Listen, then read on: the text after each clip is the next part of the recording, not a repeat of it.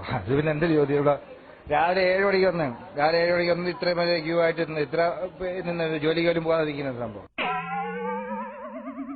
അപ്പോൾ പ്രധാനമന്ത്രിയുടെ ശക്തമായ തീരുമാനത്തെ സംബന്ധിച്ച് പ്രധാനമന്ത്രിയുടെ തീരുമാനത്തെ കുറിച്ച് പറയുകയാണെങ്കിൽ ഈ കഴിഞ്ഞ കാലഘട്ടങ്ങളിൽ 19 വർഷത്തിനിടയിൽ നടന്നുള്ള ഏറ്റവും അഭിനന്ദനീയമായിട്ടുള്ളത് പാവപ്പെട്ടവരുടെ പൈസ എല്ലാം ഇവിടെ പൂഴ്ത്തി വെച്ചിരിക്കുന്ന ആൾക്കാരുടെ കയ്യിലല്ലേ. ഇത് വലിയൊരു നല്ലൊരു അഭിപ്രായം തന്നെ.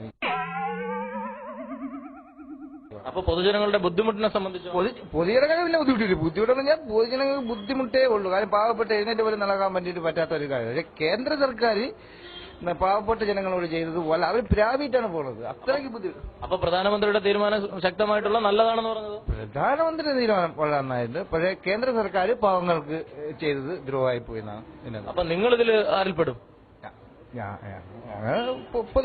പൊതുജനത്തിൽ